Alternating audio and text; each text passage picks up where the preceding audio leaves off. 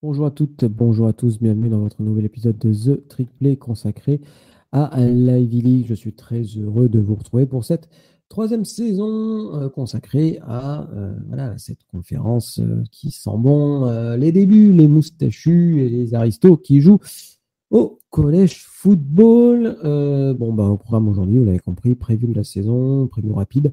Et puis après, on parlera un peu de la semaine 1. Pareil, le but, c'est que l'épisode ne dure pas trop longtemps, que je vous saoule pas trop avec tout ça.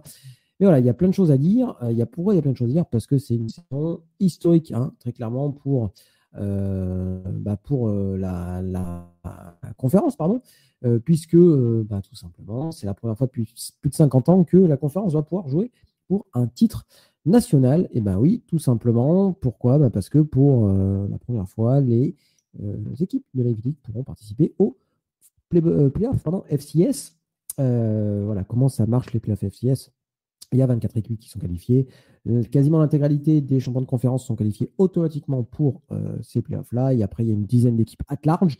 Donc voilà, donc on aura au moins une équipe, la championne d'Ivy League, qui sera qualifiée pour ces playoffs-là. C'est quand même une très bonne nouvelle euh, pour très clairement la compétitivité de la Ligue dans un premier temps, pour la pub que ça peut faire aussi à la conférence. Donc ça, c'est vraiment très très cool. Pour des raisons de recrutement, pour des raisons de plein de choses, quoi. Et puis voilà, pour se tester un peu, parce que il y a des années, on peut se demander est-ce que certaines équipes de la Ivy League ne feraient pas partie des meilleures équipes du FCS. Donc voilà, donc je pense que la question pourra potentiellement se poser cette année, notamment avec Harvard. On va bien sûr y revenir. De toute façon, qu'on soit très clair, c'est une ligue remplie des talentueuses et de joueurs talentueux. Euh, Il y a plein de joueurs de plus en plus qui partent d'Ivy League pour aller en FBS, hein. Je pense à Cooper Barkett, hein, qui est du côté des Blue Devils et qui est le meilleur receveur des Blue Devils depuis le début de la saison du côté de Duke. Rocco Milia, qui vient des Lions de Columbia, qui est du côté de Michigan et qui est très très bon au poste de linebacker. Malaki Osley, qui n'est pas étranger, à la très bonne saison, début de saison. Des Yellow Jackets de Georgia Tech au poste de running back. Voilà. Austin Gentle, qui est titulaire du côté des Tigers de Memphis sur la ligne offensive. Enfin, j'en passe des noms et des noms. Brian Thompson du côté de Stanford, Tamatoa McDonald du côté d'Iowa State, une ligne offensive qui était très bon contre Iowa. Voilà, donc plein de noms. Et puis voilà, la meilleure pub, c'était peut-être la finale nationale de FBS l'année dernière avec Ohio State, coaché au niveau défensif par Jim Knowles, ancien head coach de Harvard, pas du tout, de Cornell, son alma mater. Donc voilà, il y a du talent un peu partout et on le voit chaque semaine sur le terrain et que ce soit en Ivy League et même un peu plus tard dans les autres catégories de college football. Donc voilà, donc ça c'est très très cool. Et puis je pense que ça va être comment dire, on va le voir ça de plus en plus, c'est-à-dire que la capacité que maintenant les joueurs ont de jouer une finale nationale, en tout cas le titre national du côté de la Ivy League, tu recrutes et puis après tu dis au bout de 4 ans, tu peux aller, tu peux aller au niveau au-dessus. Donc voilà, je pense que en termes de recrutement, c'est vraiment du très très bon qui se joue actuellement. Voilà, la porte est ouverte. Donc on ne parle pas encore de Lille, hein, qu'on soit très clair du côté de la Ivy League. Quand même curieux de savoir ce que ça pourrait donner, hein, parce que voilà, on sait hein, la puissance financière que a on va notamment Harvard, Yale et Princeton, hein. Donc voilà, quand même assez curieux de savoir ce que ça pourrait donner, mais bon, on n'en est pas encore là. Mais en tout cas, en termes sportifs, on prend quand même la bonne décision, la bonne direction. Et puis voilà, c'est pas impossible que Harvard passe, Harvard ou l'autre, hein. Je ne sais pas pourquoi je dis Harvard, parce que c'est mes favoris, mais qu'une équipe FCS, pardon, Ivy League, passe un tour ou deux dans les playoffs FCS. Et puis voilà, peut-être qu'on verra aussi plus de gros match-up sur les matchs out of conference, parce que voilà, on sait que en général, on joue souvent des matchs contre la Patriot League. Alors, il y a des matchs de rivalité contre ces équipes-là, j'entends bien, mais voilà, ce serait bien d'aller voir peut-être un peu du côté, je sais pas moi, de la Missouri Valley, de la Big Sky, sait-on jamais, hein, un duel contre les équipes du Montana ou des Dakota, pourquoi pas. Mais bref, on n'est pas encore là. Mais il y a quand même de quoi faire déjà cette année. On y reviendra sur le calendrier des équipes. Voilà pour un petit point de vue, on va dire, de l'écosystème de la League cette année. Alors, c'est vrai que c'était paradoxal que les équipes de baseball, de basket, voilà, d'insérer n'importe quel autre club, quel sport pouvait jouer le titre national et pas l'équipe de foot. Donc, voilà, c'est on va dire, une incongruité qui est résolue, et c'est très bien, c'est très bien. Donc, pour rappel, l'Ivy League, qu'est-ce que c'est? L'Ivy League, c'est une conférence de 8 équipes du nord-est des États-Unis, une conférence, pardon, avec 8 programmes qui sont académiquement très réputés, c'est-à-dire qu'il n'y a pas de bourse d'études, il n'y a pas de bourse sportive pour aller dans cette fac-là, dans ces facs-là. Alors, pour rentrer un petit peu dans le détail, c'est rare quand même de payer les droits d'inscription à la fac en allant à Harvard ou à Yale, puisqu'en fait, il faut, même si vous êtes partie de la tranche moyenne, en tout cas en termes de revenus, les frais d'inscription sont offerts. C'est-à-dire que si vous venez d'une famille qui est aisée, je crois que c'est autour de 150 000 $ par an, le revenu familial, les droits d'inscription sont demandés. Et si vous êtes en dessous de ça, ce n'est pas le cas. Donc voilà. Bref. Donc voilà, donc il n'y a pas de bourse d'études qui sont offertes, mais il y a quand même des raccourcis et des aides financières qui sont offertes pour les joueurs qui viennent de menus de revenus de familles un petit peu plus modestes. Donc ces 8 équipes qui sont donc les Bears de Brown, les Lions de Columbia, le Big Red de Cornell, le Big Green pardon, de Dartmouth, le Crimson de Harvard, les Quakers de Penn, les Princeton Tigers pardon, et les Bulldogs de Yale. Voilà, donc 8 équipes. Donc voilà, vraiment la côte nord-est des États-Unis. Il n'y a pas beaucoup de kilomètres entre, façon de parler, façon aux États-Unis, mais elles sont assez rapprochées, on va dire ça comme ça. Allez, on est donc parti pour la preview de la saison. Alors, moi, je vais très clairement, j'ai un grandissime favori, c'est Harvard. J'ai 4 programmes qui vont se tirer la bourre, je pense, pour être derrière eux. C'est Penn, Columbia, Dartmouth et Yale. Princeton qui va avoir besoin de se reconstruire et Bonnedan au fond de la classe. Brown et Cornell pour des raisons différentes. Voilà pour un état des lieux global. On va faire un petit focus quand même sur les programmes. Je vais commencer donc par le fond de la classe. Je vais dire mon Bonnedan, ça sera pour Cornell. Pourquoi ça sera pour Cornell? Puisque ça a une saison qui s'annonce un petit peu galère, qu'on soit très clair. Pourquoi on se galère? Parce que tu perds ton quarterback, ton maître à jouer, Jameson Wang. Donc voilà, je pense que ça va être quand même assez compliqué pour eux. En plus, tu rajoutes à ça que ton meilleur joueur sur le papier, Samuel Musungu, est blessé pour a priori l'intégralité de la saison. Donc ça pue aussi du cul. Alors, il y a quand même on va dire, quelques signes positifs. Il y a un des meilleurs tight ends du pays en la personne du pays, non, peut-être pas du pays, mais de la ligue, en personne de Ryder Kurtz, qui devrait être un filet de soupape, un filet de sécurité pour le nouveau quarterback titulaire, dont on ne connaît pas encore le nom d'ailleurs. Parker Woodring, aussi pareil, un bon receveur, et une ligne offensive qui devrait être plutôt correcte. Mais voilà, après, il y a beaucoup d'incertitudes. On sait que Cornell, c'est quand même pas forcément très simple de recruter là-bas. Je pense que c'est le programme de Ivy League qui recrute le moins bien avec Brown. De toute façon, c'est pas étonnant que ce soit les programmes qui ont plus de difficulté à remporter des matchs.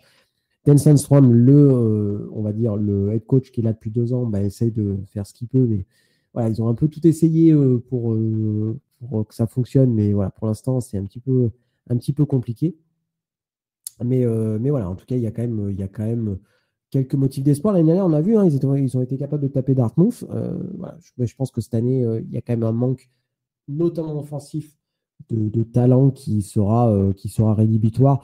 Et je pense qu'il y a même je vais parler de Born après, mais il y a vraiment une différence de niveau, on va dire, même entre ces équipes-là, entre Cornell et Brown en termes de talent pur. Après, voilà, sur le terrain, c'est un petit peu différent. Mais voilà, on va voir ce que ça va donner, mais je suis vraiment pas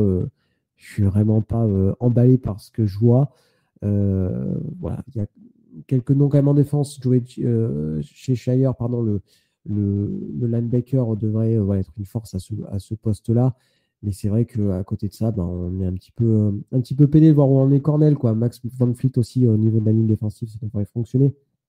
Et J.I.M. Lewis au niveau du poste de safety. Mais bon, voilà, c'est très clairement une équipe qui est en reconstruction. Mais je ne suis pas certain que les fondations soient assez solides pour en faire quelque chose. On va passer du côté de Brown maintenant, 6e saison pour James Perry à la tête des Bears. Un peu la manière de Cornell, ben voilà, tu perds ton maître à jouer, Jack Wilcox.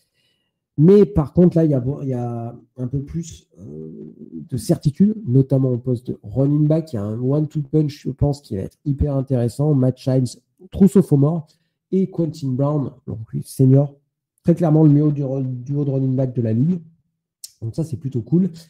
Pareil, au poste de receveur, on a un bon duo avec Solomon Miller et Ty Pezza. Donc offensivement, par contre, le nouveau quarterback, il va avoir des armes. Et ça, c'est cool. Parce que même Matt Childs, c'est un vraiment couteau suisse. Il a plus de yards à la réception qu'à la course. Donc voilà.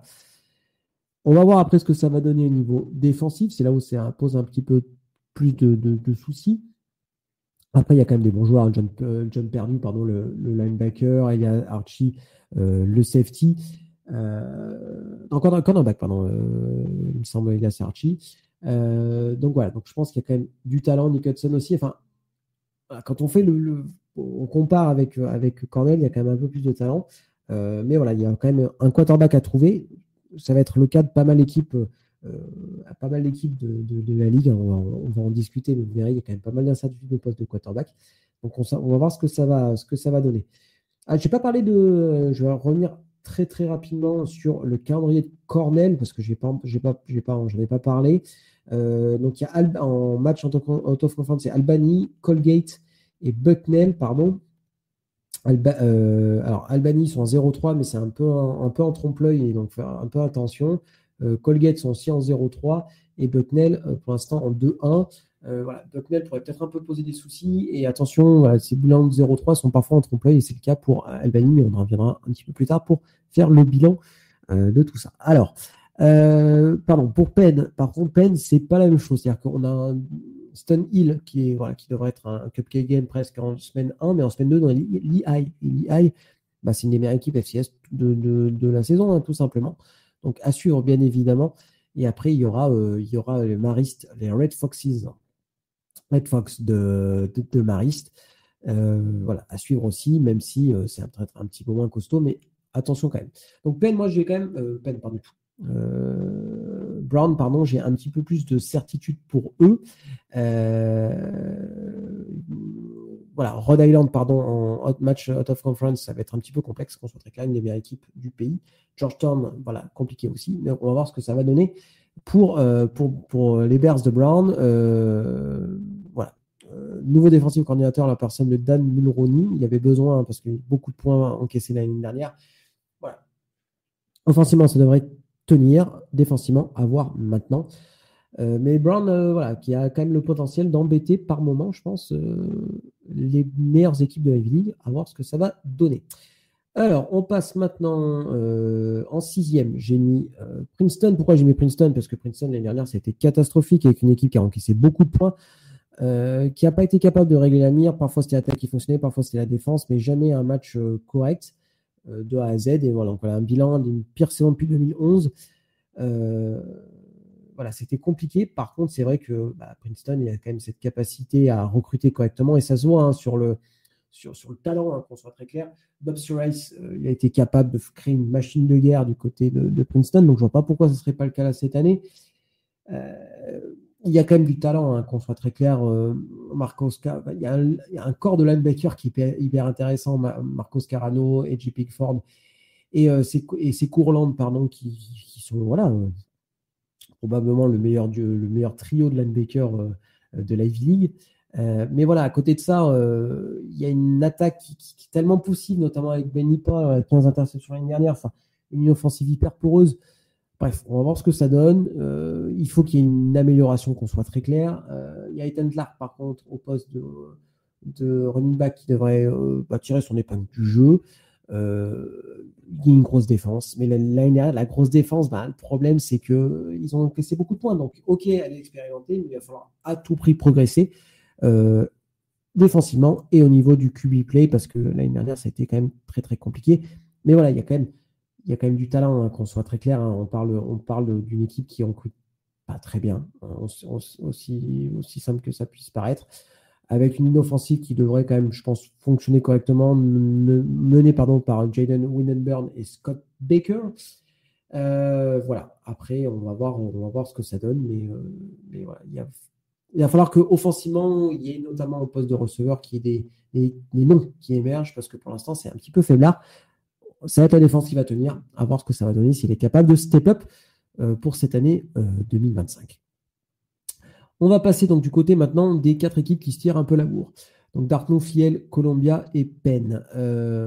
Alors, je vais commencer aussi bizarre que ça puisse paraître par Yale. Pourquoi je vais commencer par Yale? Parce que même s'il y a énormément de talent sur le papier, notamment voilà, parmi les meilleurs joueurs FCS, toute équipe confondue, Michael Bennett, le left tackle, et Abu Kamara, le safety, il y a du talent un peu partout. Il y a Mason Chip au poste de receveur, il y a le defensive tackle Ego Dare, il y a le safety aussi Daniel. Enfin, quand on regarde poste par poste, on dit que c'est rempli de talent. Mais ça manque un petit peu de profondeur et ça manque aussi de certitude au poste de quarterback, bien évidemment. Alors, Tony Reno, le coach, il est cherché quelqu'un qui connaît bien, c'est Dante Reno, son fiston, pour être quarterback a priori titulaire. Dante Reno, il a commencé sa carrière universitaire du côté de South Carolina, donc en FBS, et a transféré cet été. On va voir ce que ça donne. Moi, je ne suis pas hyper. C'est pas emballé, c'est pas le mot. Mais Yale a tellement soufflé le chaud et le froid. Ils ont été capables de taper Harvard l'année dernière et avoir des matchs beaucoup plus compliqués à côté. Il y a du talent, mais je pense qu'il y a un petit peu un manque de profondeur. Abu Kamara, le linebacker aussi, pareil. Ça devrait le faire. Enfin, il y a du talent, mais j'attends de voir. Autant je laisse le bénéfice du doute pour d'autres équipes, autant là, voilà. Mais voilà, on sait que sur le papier, c'est probablement la deuxième équipe la plus talentueuse, je pense, à des postes clés avec Harvard. Mais voilà, on sait qu'avec les blessures, etc., ça peut être parfois compliqué. Et j'ai peur que ça soit un petit peu le cas pour Yale. Et puis voilà, dans le terreno, on va voir ce que ça donne. Il y a Brogan McConaughey qui est derrière lui. Mais bon, Mason Chip devrait quand même porter quand même l'attaque et en poste de running back. On va voir ce que ça va donner. Quatrième, pardon. Je vais mettre Penn. Pourquoi je mets Penn? Alors, Penn, ils ont perdu 2 de leurs meilleurs joueurs offensifs l'année dernière. Aiden Sein, le quarterback, est parti. Malachi Osley est parti du côté de Georgia Tech. Mais Jared Richardson est de retour. Alors, pareil, un peu comme Yale, j'attends de voir ce que ça va donner. Parce que pareil, offensivement, on se dit, ouais, ça va être trop cool, Liam O'Brien. Super quarterback. Je veux dire, ils ne devraient pas trop perdre par rapport à Dan Sein, qu'on soit très clair, qui a été assez régulier l'année dernière quand même. Et puis ils ont un duo de receveurs qui va casser des défenses, hein, qu'on soit très clair, Jared Richardson et Basie Owens. Il y a du talent en attaque, il y a une très bonne ligne. Je pense que ça devrait bien fonctionner, notamment grâce à Netinho Olivieri. Il y a une ligne qui devrait fonctionner, mais voilà, l'année dernière, c'était un peu le cas, et finalement, la saison n'a pas été aussi forte que ça. Donc, à voir bien évidemment. Tu perds quand même ton running back numéro 1, qui était, je pense, ton meilleur joueur avec Jared Richardson. Donc, à voir ce que ça va donner. Voilà. Après, il y a du talent défensivement quand même aussi. Carter Jenkins, peut-être le meilleur defensive tackle de la ligue. Le duo de linebacker Kadari Machen et John Mista, voilà, qui sont hyper talentueux, voilà, qui devraient apporter toute leur expérience et leur savoir-faire. Sur le papier, c'est une excellente équipe, mais l'année dernière, c'était le cas aussi. On a vu ce que ça donnait. Donc bon, je mets un peu des guillemets là-dessus. J'attends de voir ce que ça va donner. Ray Pryor, l'année dernière, il y avait l'équipe, je pense, pour aller au bout en Ivy League. Ça n'a pas été le cas. Donc, voilà. Chat échaudé, craint l'eau froide, j'ai envie de dire. Donc là, c'est un petit peu le cas. Et puis Penn, ils rencontrent, ils ont un calendrier compliqué aussi. Ils ont l'EI, qui est une des meilleures équipes. Donc ça va être un bon, on va dire un bon test assez rapidement dans la. On va passer maintenant à Columbia. Alors Columbia, eux, par contre, je leur laisse le bénéfice du doute. Pourquoi je leur laisse le bénéfice du doute? Parce que John Poppy, l'année dernière, première saison à la tête du programme, titre d'Ivy League, le premier depuis, je crois, 80 ans, ou un truc comme ça, un titre de conférence. Donc bref, c'est incroyable. Qu'il y a quand même un petit peu de talent. Moi, j'aime bien Chase Goodwin au poste de quarterback. Ça a été compliqué de trouver un quarterback ces dernières années du côté de Columbia. Là, c'est fait. Donc là, c'est tant mieux.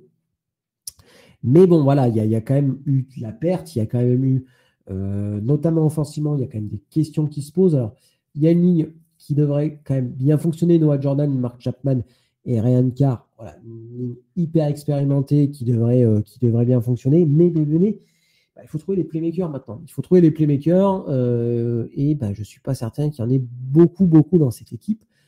Donc, on va voir ce que ça va donner au niveau offensif. Voilà, je pense qu'au niveau de running back, alors, il y a Malcolm Terry qui devrait faire le taf, mais voilà, je mets quand même un petit peu des pincettes. Et je pense qu'en fait, je mets un peu des pincettes parce que j'ai un peu peur que si offensivement, notamment en poste de receveur, ça soit un petit peu compliqué. Alors, il y a Titus Evans aussi, mais j'ai aussi bizarre que ça puisse paraître, ils m'ont surpris en positif l'année dernière. Ça ne m'étonnerait pas que ça soit surpris négativement cette année. Enfin, je m'explique. L'année dernière, c'était un peu, ils sortaient un peu nulle part. Ils ont un peu éclaté tout le monde. Là, voilà. Un peu, je parlais de ça de Arizona State, toute proportion gardée, bien évidemment. Quand tu passes de chasseur à chasser, tu n'es pas dans la même chose. Défensivement, par contre, l'année dernière, ça a été une des meilleures défenses du pays. Il y a du talent aussi. Il y a eu des départs, mais il y a du talent. Il y a Justin Townsend, notamment le defensive end. Carter McCray, le cornerback, voilà, qui était un jeune cornerback et qui devrait bien fonctionner. Donc voilà, je ne me fais pas trop de soucis au niveau défensif. Mais voilà, il y a quand même eu des départs. Donc à voir maintenant si la mayonnaise prend aussi et si la dynamique de l'année dernière, ils ont réussi à la garder. Et ça, c'est hyper important. Au niveau du calendrier, il y a aussi l'EI. Il y a Georgetown, match de réalité habituel. Il y a l'EI et Lafayette. Donc c'est vraiment un calendrier qui n'est pas simple du tout à manœuvrer pour Columbia. Donc attention à ça aussi, parce que les 4 premiers matchs sont vraiment pas simples. À Lafayette, Georgetown, Princeton et l'EI. Et puis peine derrière, enfin je veux dire, attention à Columbia, même s'il y a du talent, même s'il y a des éléments qui vont dans le sens des Lions, c'est quand même un début de saison qui est quand même compliqué. On passe maintenant du côté de Dartmouth. Alors Dartmouth, voilà, quoi dire de plus, 2 saisons, à la tête du programme pour Sammy McCorgle qui est arrivé dans les conditions qu'on connaît avec le décès de Buddy Stevens, pardon, et derrière, 2 titres en 2 ans, extraordinaire. 2 des meilleurs joueurs de la ligue, Delby, le mieux, le tackle, et Chris Corbeau, le tight end. Grayson Saunier au poste de quarterback a été plutôt bon après un début de saison compliqué. Donc voilà, ça a bien fonctionné. La question, c'est très clairement au poste au niveau défensif, parce que c'est une défense qui a très bien fonctionné l'année dernière, mais qui perd beaucoup de monde. Il y a quand même de quoi faire. Mais voilà, je m'interroge toujours sur les capacités au programme qui recrute un peu moins bien qu'en Dartmouth de reload année après année. Alors, il y a Sean Williams aussi, le cornerback, qui a énormément d'expérience. Mais quand même, sur le papier, il y a quand même moins de talent que l'année dernière. Il y a moins de talent que les grosses équipes. Donc voilà, donc il faut à tout prix qu'il y ait du talent qui émerge en défense. Sinon, ça va être un petit peu compliqué. Par contre, Dartmouth, un des meilleurs kickers de FCS, c'est Onwell Zach. C'est toujours important de le mentionner. Les équipes spéciales qui font gagner ou perdre des games assez régulièrement. Alors, j'ai parlé un petit peu de recrutement, on en parle peu, mais il ne faut pas croire que le recrutement de la Ligue, c'est tout le monde recrute de la même façon, qu'on soit très clair. Harvard, Yale et Princeton recrutent beaucoup mieux que Dartmouth et Cornell, par exemple, voilà, pour ne citer que.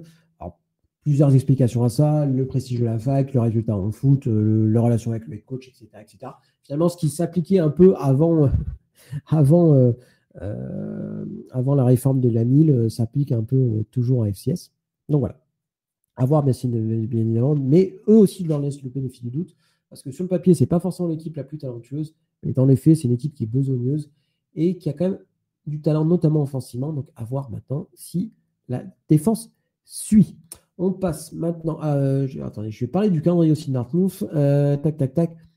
Pourquoi je parle du calendrier? Parce que semaine 1, on va en parler un petit peu plus tard, énorme choc de réhabilité contre New Hampshire. Ça va être compliqué. Après le reste, Central Connecticut et Fordham, ça devrait être un petit peu plus simple, j'ai envie de dire. Mais voilà, un gros test d'entrée de jeu, on y reviendra un petit peu plus tard. On passe maintenant au grandissime favori de la saison en Navy League. C'est Harvard. Harvard, quoi dire de plus sur cette équipe? Andrew Rich, première saison de l'année dernière à la tête du programme. Titre de conférence. Alors, défaite contre Yale, mais titre de conférence quand même. Le quarterback titulaire est de retour. Le running back Xavier Bascon est de retour aussi. Donc Jalen Craig, très clairement, peut-être le meilleur joueur de la Ivy. Ça ne m'étonnerait pas qu'on voit un FBS l'année prochaine. Ça serait cool. J'aimerais bien. Une ligne offensive expérimentée qui est de retour. Enfin, sur le papier, notamment en attaque, voilà. Il manque peut-être un peu de talent au poste de receveur, mais Harvard recrute tellement bien que je ne me fais pas trop de soucis là-dessus. Il y a toujours Seamus Gilmartin, le tight end, qui va être capable d'occuper ce poste-là, en tout cas un poste au niveau de receveur, en tout cas tight end, qui est principalement à la passe. Voilà, on va voir ce que ça donne, mais voilà, très clairement, il y a quand même une question sur le poste de receveur. Mais bon, Jalen Craig, je pense, est tellement fort qu'il pourrait être capable de faire émerger des talents. Et puis, il y a un bon recrutement de la part de Harvard, donc ça, il n'y a pas de souci. La ligne offensive, hyper expérimentée, comme je l'ai dit. 3 joueurs ont plus de 700 snaps la saison dernière. Enfin, bon, en tout cas, moi, je me fais vraiment pas de soucis là-dessus. Défensivement, pareil. Il y a énormément de talent. Il y a eu 8 départs, mais il y a énormément de talent aussi. Qu'on soit très clair, c'est une équipe qui recrute tellement bien que voilà, capacité à reload, de toute façon, un peu comme les grosses équipes type Georgia ou Alabama, etc. La qualité première de la défense sera la secondary, parce que il y a eu pas mal de pertes sur la ligne, quand même, qu'on soit très clair. Le safety Tan Barton, quasiment plus de 150 tackles sur la saison. Pardon, sur sa carrière, c'est quand même très bon. Austin Jaguilori et Damien Anderson, pareil, au niveau du backfield défensif, ça devrait le faire. Mais il y a quand même, je pense pas que ça soit une des meilleures défenses du pays, en tout cas de la ligue. Mais l'attaque, je pense, sera tellement forte qu'elle permettra de compenser un petit peu ça. Josh Fed à suivre le tackle du côté de Harvard, à suivre sur la ligne défensive. Il n'y a pas d'énormes noms, aussi bizarre que ça puisse paraître, en défense. Mais pareil, Harvard a cette capacité à faire émerger ça, même si voilà, il y a quand même une question sur ce front seven, à voir ce que ça va donner, même si voilà, le duo Josh Fed, Alex Degrig au niveau de la ligne défensive devrait être plutôt bien. Mais voilà, il y a toujours ce qui est bien avec cette équipe, enfin en tout cas cette Ivy League, c'est qu'il y a peu d'équipes qui ont vraiment de certitude. Okay, en tout cas de certitude sur l'attaque et la défense. Et Harvard en fait partie, même si voilà, sur le papier, ils sont quand même de grands défis favoris. Mais voilà, les équipes ne sont pas si loin que ça, hein, quand on regarde. Penn, avec la capacité en attaque, les capacités offensives qu'ils ont, et pour les emmerder, Yale, on a bien vu l'année dernière, hein, malgré, on va dire, une différence peut-être de niveau et de talent, Yale est allé taper Harvard. Donc voilà, donc, je pense que c'est, même si Harvard fait partie quand même des grandissime favoris, et le grandissime favori de cette saison en Ivy League, il ne faut pas du tout enterrer les autres, parce que je pense qu'il y a du talent. Et à mon avis, à part Brown et Cornell, et peut-être Princeton, je pense que le titre peut se jouer à 5-6 équipes. Voilà, très clairement. Mais de toute façon, on a bien vu l'année dernière, 3 équipes ont remporté le titre. Hein, donc, ça fait des années maintenant. L'année dernière, l'année en 2023, c'était le cas aussi, avec 2 équipes, 3 équipes, 2 équipes, je crois, qui ont remporté le titre aussi. C'était Harvard et Tarleton, dans mes souvenirs. Donc, voilà. Donc, c'est une ligue qui est hyper serré, et on le voit, hein, l'année dernière, Cornell a tapé Dartmouth dans la surprise générale, Yale a tapé Harvard dans le dernier match alors qu'on s'attendait à tout le contraire. Donc, par un élément à suivre. Donc, voilà, mon petit prono. Harvard qui va finir devant Dartmouth, devant, j'ai mis, je ne sais même plus, Columbia, Yale, Penn, Princeton, Brown et Cornell. Voilà pour mon petit prono perso. Maintenant, on va pouvoir se projeter déjà sur la semaine 1. Alors, la semaine 1, donc il y a 8 matchs, puisqu'il n'y a aucun match entre équipes de la Ivy League. Ça commencera vendredi soir à minuit entre Columbia qui se déplace à Lafayette. Donc voilà, gros test d'entrée de jeu. Alors, il y a des matchs qui sont très ouverts, des matchs qui sont gagnés d'avance et des matchs qui vont être très compliqués. Columbia-Lafayette, ça va être un match qui sera très compliqué. Test d'entrée de jeu. Alors, Lafayette est à 2-1. Mais je crois que la seule défaite, c'est contre Bowling Green. Donc voilà, une équipe FBS, victoire contre Stony Hill et victoire contre Georgetown, qui est une bonne équipe. Donc attention aux Léopards. Je vais donner les Léopards vainqueurs, parce que je pense que Columbia il va être une équipe qui va peut-être plutôt monter en puissance plutôt qu'autre chose. Donc je pense qu'en plus, c'est du côté de Easton, je crois qu'il joue Lafayette. Donc voilà, je pense que ça va être une victoire de Lafayette, malheureusement, dans ce premier match. Mais voilà, c'est encore une fois, dans la course au titre de la V-League, ce n'est pas un résultat qui va être important, parce que le but, c'est de gagner la V-League, peu importe finalement son résultat en dehors de tout ça. Alors, on va passer au match de samedi. Alors, je vais mettre de côté Harvard qui se déplace du côté de Princeton et Princeton qui accueille San Diego, parce que pour moi, c'est deux matchs où les deux équipes de la Ligue sont grandissimes favoris, notamment Harvard à Stenson. Et je vais rajouter même Pennsylvania qui se déplace de Stone Hill. Ça va être 3 victoires.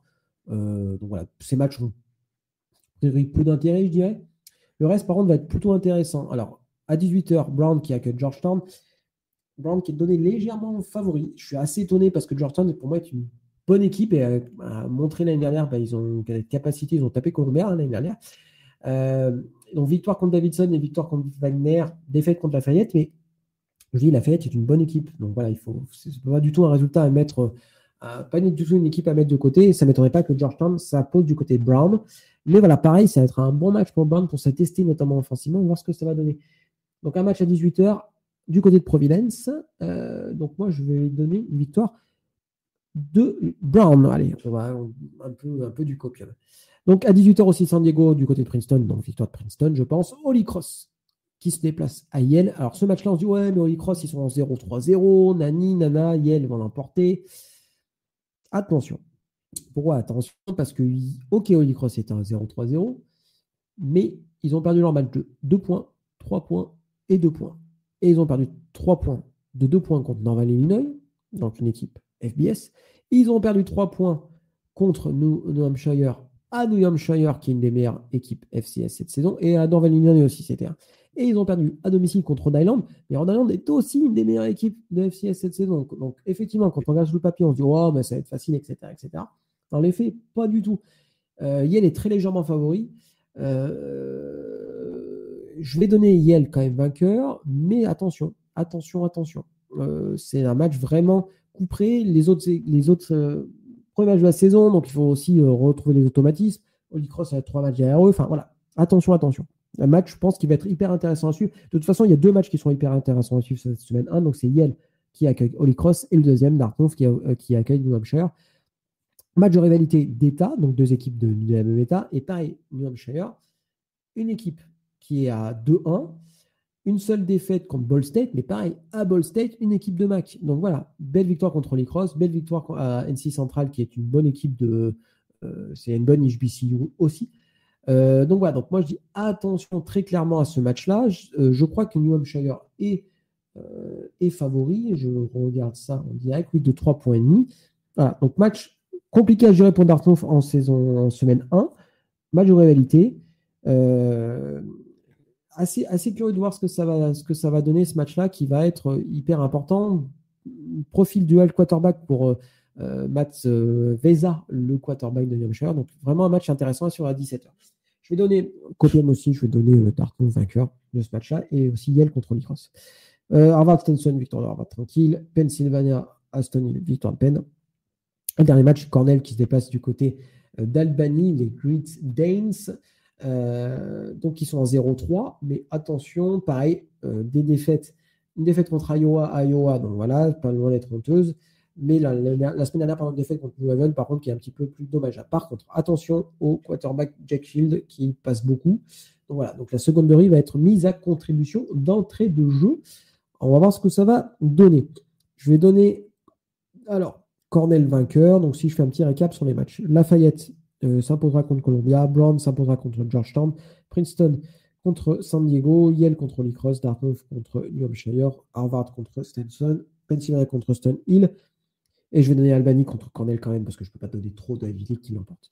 Voilà pour la preview de la saison et de la semaine 1. J'espère que j'ai été assez précis, concis, etc. Il ne faut pas non plus que ça dure des jours et des jours. On se revoit samedi pour le 1-2-6, les épisodes des bugs de la semaine, et donc le deuxième épisode de cette saison 3 de la Ivy League.